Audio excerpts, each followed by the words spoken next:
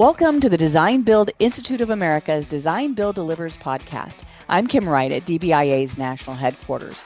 We all know how important it is to start your project off on the right foot. Ensuring your design build contracts are top-notch is critical.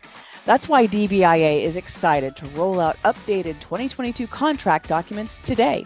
This has been a massive undertaking involving thousands of man-hours over several years, but we're confident you'll agree it was well worth it. That's because these new documents help teams keep pace with our ever-changing industry and the new challenges you face in today's marketplace. Design Build pros representing the entire industry have built these new consensus documents, ensuring they'll serve every member of a design build team. And that's what makes DBIA contract documents unlike any others. Today, Louis Jenny, DBIA's Vice President of Advocacy and Industry Engagement, talks to Holly Streeter-Schaefer with Burns & McDonnell, who is DBIA's current Contracts Committee Chair, and Scott Chirilla with CDM Smith, who's the immediate past chair. Together, they've been working tirelessly with DBIA's many committees to produce the most thorough design build contracts out there. Before we turn it over to Louis, DBIA offers our special thanks to US CAD for partnering with us to bring you this year's episodes of Design Build Delivers. Now, Louis will get our contracts conversation started.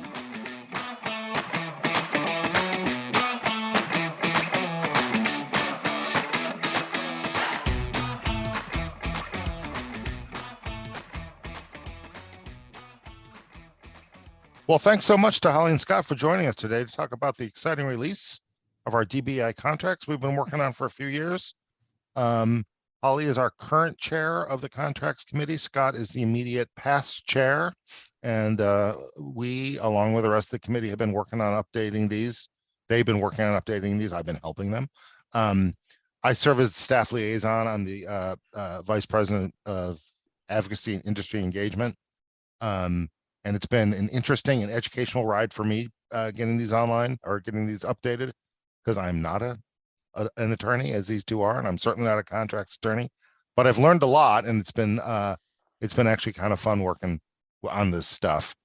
So with that, if it's all right, if you guys are ready to go, let's just jump right in, okay? Sounds great. Thanks, Louis. Yeah. Thanks, Louis. So let's start with talking about the contracts committee itself. Holly, could you just tell us, like, we just reconstituted it. Scott, you were involved with bringing it together, what is that, 3-4 years ago. Just like, who's on it? Who are we looking for? Why are they on it? Things like that. Holly, if you could start. Sure. We look for anyone who is interested in helping, because reviewing contracts, that's, if it's not part of your regular job, or even if it is, it's a lot of work, because we have a number of documents within the DBIA contract suite. And so we're always looking for participants that are interested and that grueling type of review and detailed review to take a look at the current suite to say, can we be looking at these differently? Has our industry changed? And should we be updating? And if so, how are we going to update those? So we like people who have that kind of interest and want to take that kind of review on. But also, what I would say is the most beneficial piece of the DBIA contracts committee is that we have a lot of diversity on the committee. We have people who are not lawyers, but who deal with contracts on a daily, weekly, monthly basis. We have people on the committee from all sectors, from owners to architects to engineers to integrated design build firms to construction companies to supply entities, subcontractors, that all sit on the committee and always have been very much influencers in terms of the contract forms that we put together, the changes that we make. And we have some very robust conversations in regards to some of those, because some of the provisions, because we all come from such different backgrounds, and the way that we use the documents are a little bit different. So that's been my favorite piece of the committee, is that diverse background that everyone brings. What about you, Scott?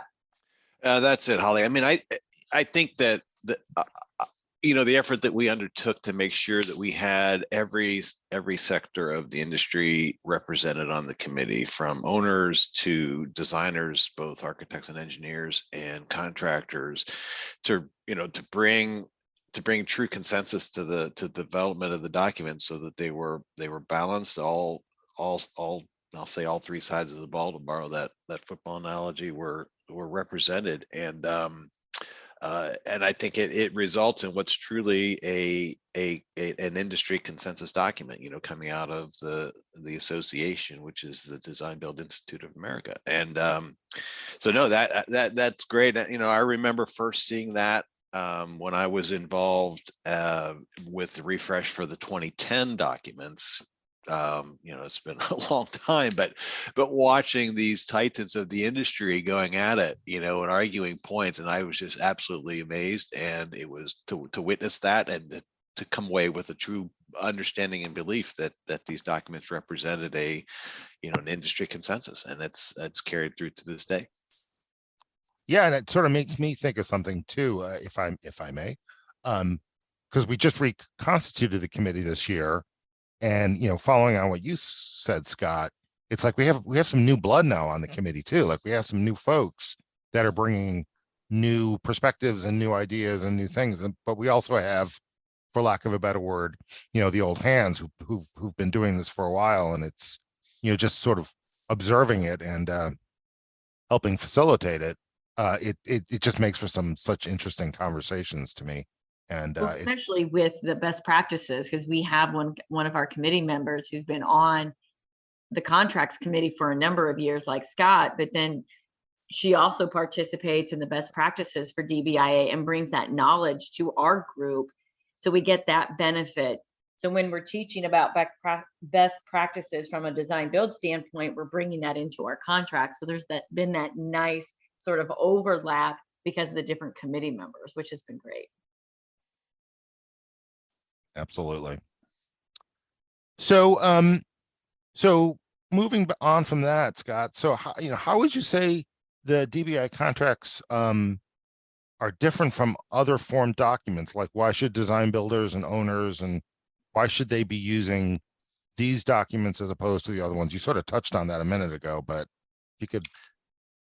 Yeah, thanks, Louis. And I'll admit to a slight amount of bias. But it comes from witnessing it, from witnessing those discussions that I mentioned, coming all the way back to, goodness, it had to have been 09 for the 2010 refresh, and carried through during the time that I had the opportunity to co-chair this committee with Holly, and then she's taken it over. I mean, it is a debate, we don't all agree on everything, and that's actually the beauty of this thing. I think that, again, having designers, having builders, and having owners on that committee, there have been some spirited discussions. And I've raised this before, even between co-chairs last year, there was a point with respect to standard of care that Holly and I didn't agree on, but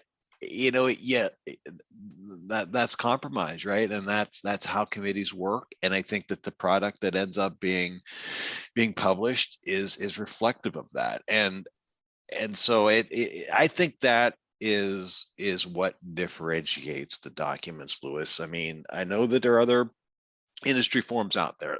They're good forms.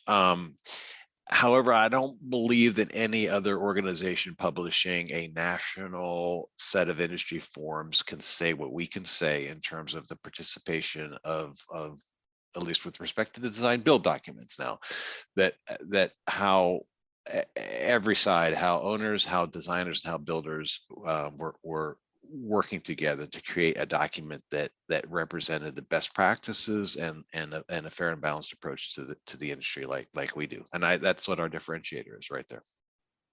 And I'm going to give a plug for an upcoming DBIA convention in Las Vegas in November this year, where we have a panel from our contracts committee who will be presenting at that annual conference to really distinguish and sort of look at how the different industry forms are similar, at least from the owner design builder contract form. So we're going to be doing that analysis. So if you'd like to know more about the differences or some similarities between some of our industry forms out there, that will be part of the presentation that the contracts committee for DBIA will be having at the annual conference in Las Vegas in November. So there's my shameless plug for us, Scott. And to further that, it's on November 3rd at 3 p.m. Las Vegas time. That is correct. I had that note also. As long as we're going to do shameless plugs, let's do it. Great. And then there's also, like, I mean, you may tell me if you already sort of said this in a different way, because again, I'm the non-contracts guy here, but there's sort of about risks too. It's like, I think the other folks they tend to, because we have everyone at the table, right?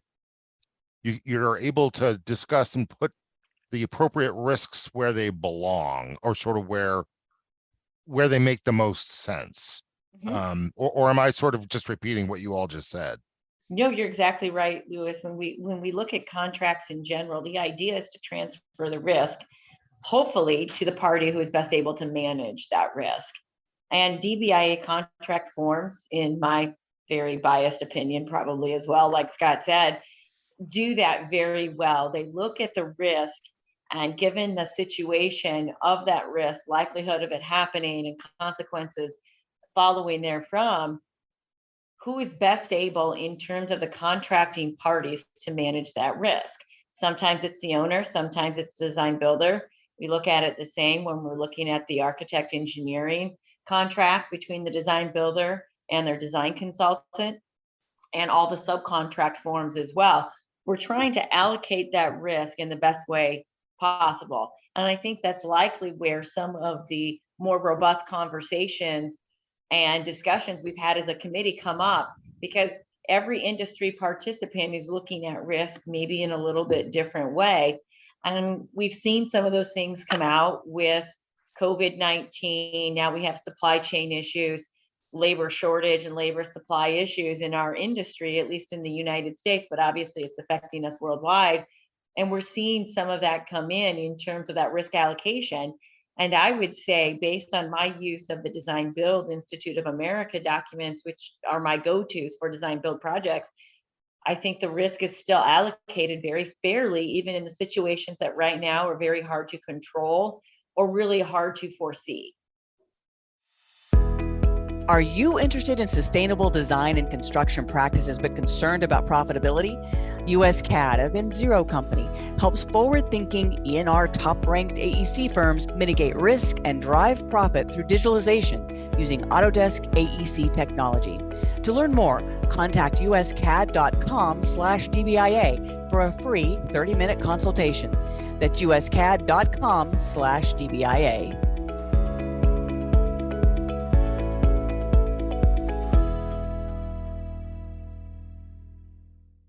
Holly mentioned this before, but our documents are reflective of DBA best practices, Right. and the appropriate risk allocation is one of the top three fundamental, I would say, of the DBA best practices. And the effort is not to overly protect one party or another, or achieve any set goal beyond a successful project. And I think that's what the history has told us, that appropriately allocated risk means lowered contingency, less dispute, potentially less change orders, and ultimately project success. And so that was the goal that really goes through, I would suggest, goes through every one of the documents that we're publishing. Well, so I had Holly's next to this next one, but Scott, I'm actually going to give it to you, because you're going to pick up right where you left off, which is the process of updating, because you were the chair of the committee when that really got started.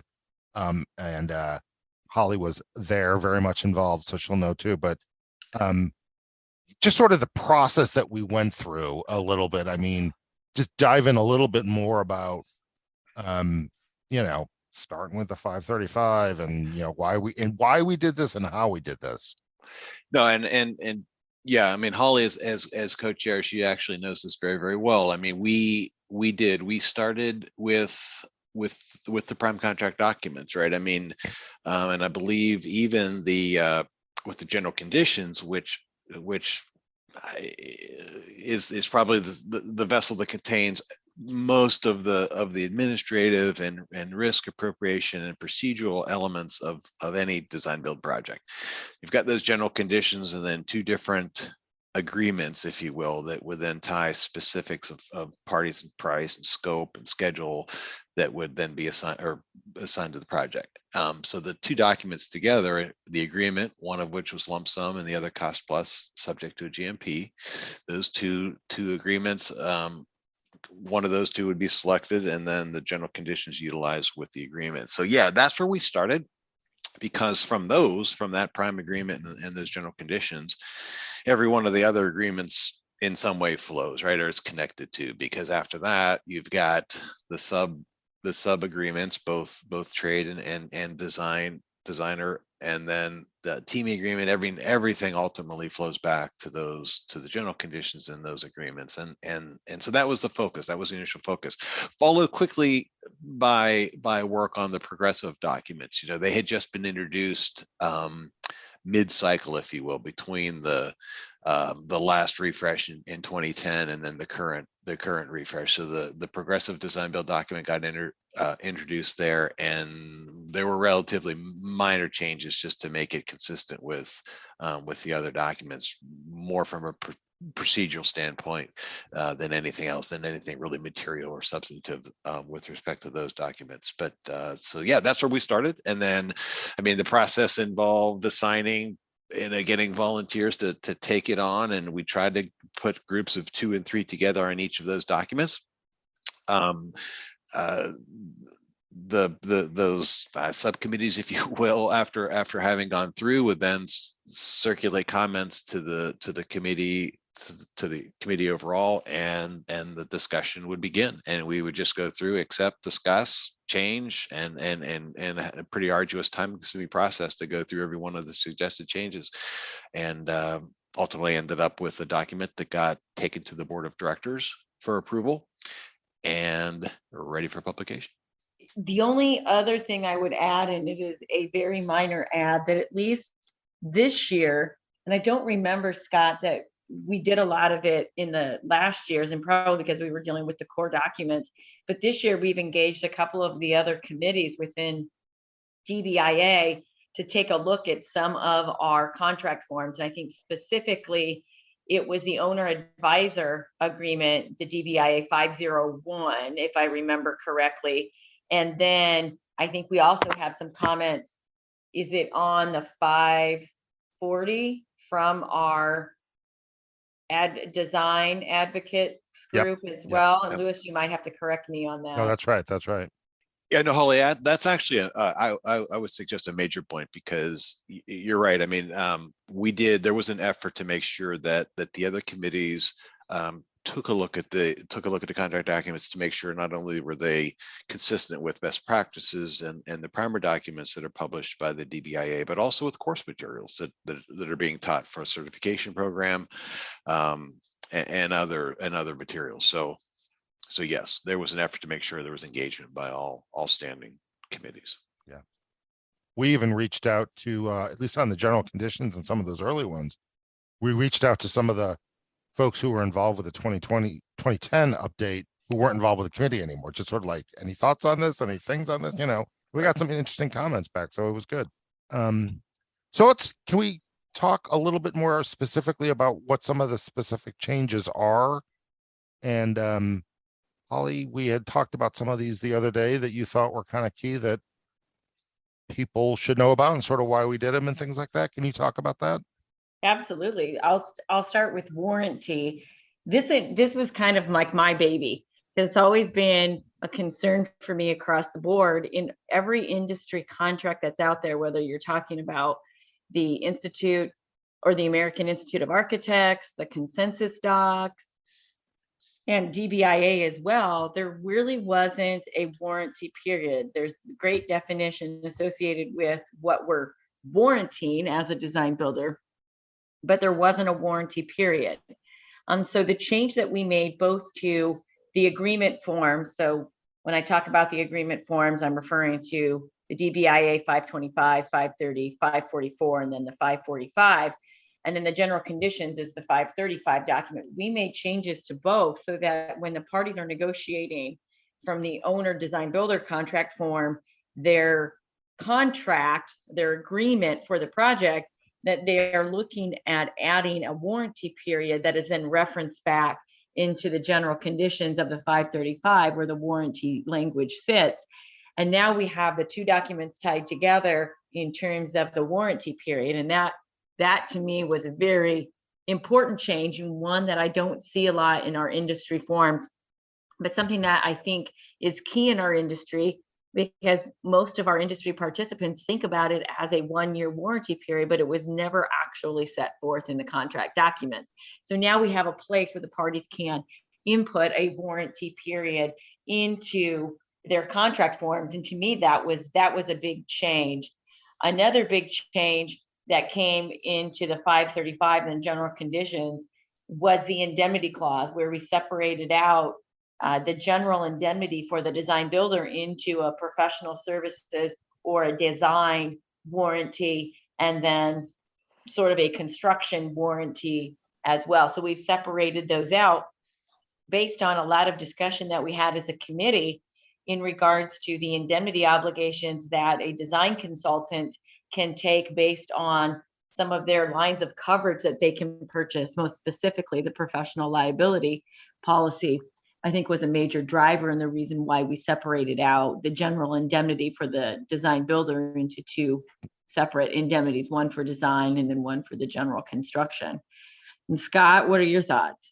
No, that's right. I mean, making sure that we tied those indemnity provisions to the to the subtle differences, but differences between the types of insurance that apply to professional services and those that apply to the general liability standpoint. Yeah, that was a driver there. And there was, again, I think there was some discussion, a lot of discussion about that and about if that was the right play or not.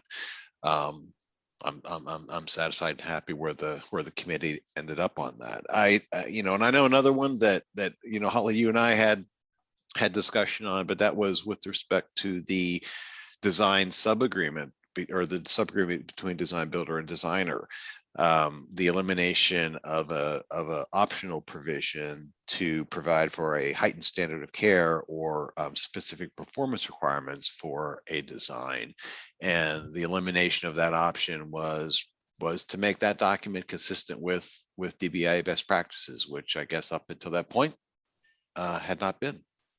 The one other provision that I was just remembering when I was looking through the changes was we added a limited recourse clause to the 535 as well. And this one I find interesting because as we see case law change and statutes change across the country that affect the construction industry, Florida is what comes to mind. That there's a specific statute that if you put it into your contract in the right format, in the right font, and then in the exact language that's required by law, architects and engineers don't have personal liability when they're working inside of a corporation or limited liability company, limited corporation or professional corporation, that they aren't personally liable for their design, but the company that signs the contract actually is. And so we incorporated a clause into the contract that looks at it in the same way, that when we have two corporations or two entities in terms of a created entity, a business association under the law, that the parties are going to look to that entity and not the individual officers or employees of that company. And I think that's another really good change that we put in to make that clear, which I think is consistent with how our industry is heading or where they're heading. Sounds good. See, this is just the kind of stuff I spent the last 3 years learning about, drinking this all in, and my head was spinning at first, and I'm still not sure I get it all, but it's fascinating to talk about it, and the discussions were always really interesting. So is there anything else on this, like sort of the changes we need to cover, or we want to talk about probably maybe the last one to mention, Lewis, would be the retainage provisions, and there was we altered that in terms of the options available to owner and design builder for retainage. And I think you'll see in these updated documents, it's been kind of one of the consistencies that has evolved as the documents have moved from the 2010s to the current versions. A lot more checkbox option and alternative language opportunities in the agreements to really allow for the agreements to be tailored to specific projects and the dynamics that are unique to every project, from state statutory requirements to just the commercial terms of any particular deal.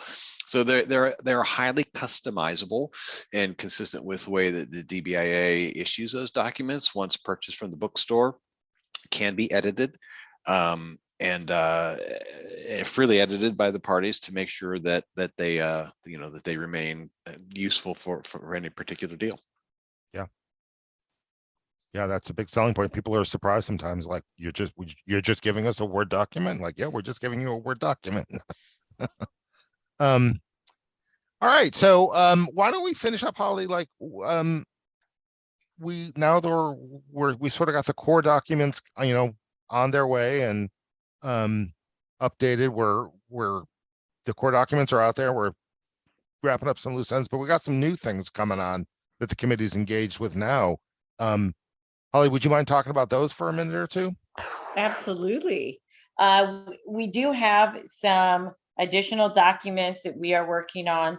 We did create, I call it a task force, maybe a subcommittee for our diversity, equity, and inclusion to look at how do we make our job sites, our construction projects, our design projects more diverse, inclusive, and equitable, and how do we engage in that. So we're working on some, what I would say probably an addendum that can be used by owners, design builders, and their team members to look at those issues on our job sites and in our contracts, and who we retain to perform services under the contracts on construction projects. So we're hoping to have that finalized in the next few months and offer that up to those who purchase the DBIA suites, or I think industry wide, if others were looking at some ideas on that. We are also working on our owner advisor agreement, and Scott can talk a little bit more about that because he's been heavily involved in that.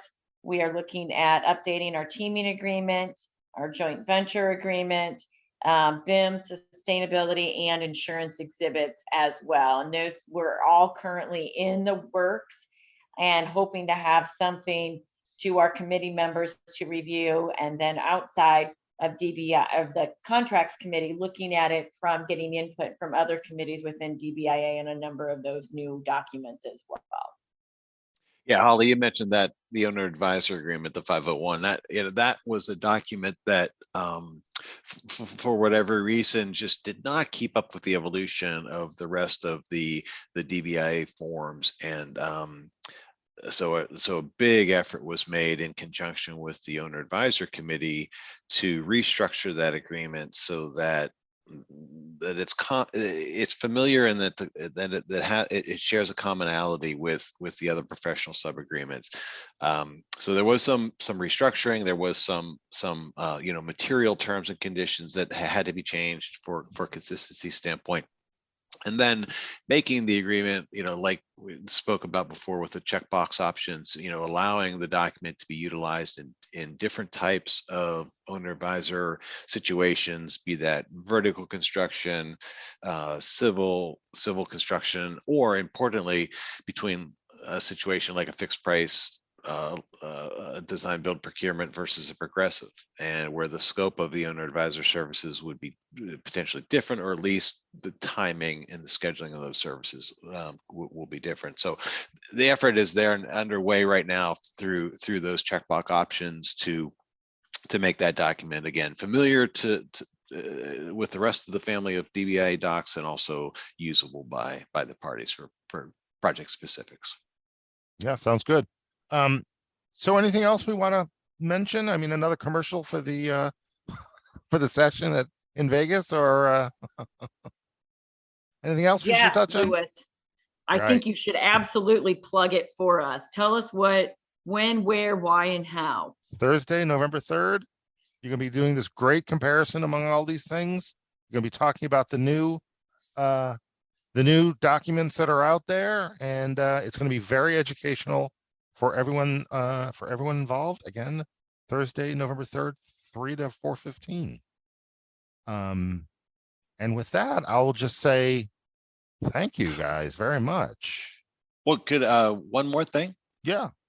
And also too, if anyone who has an interest in becoming involved with our committee, please to reach out, either through Lewis or frankly, probably anybody at DBIA National can get you to the right people, but always looking for energetic, interested individuals who want to make a difference, want to get involved. I think committee work is an excellent way to get involved with DBIA National. It is an educational process that you'll never forget, and you do have the satisfaction of making a difference in your industry. And these contract docs are probably the easiest, most outward-facing way to do that. So I would encourage anybody who has any interest to reach out and get involved. I think that is the perfect plug and the perfect ending for our podcast on the DBIA Contracts Committee. Thanks, Scott. Thanks, Scott. Thanks, Scott and Holly. Thank you so much. Thanks, Louis. You'll find all this stuff in our bookstore, new stuff coming online all the time. Anyway, thanks for listening and have a good day.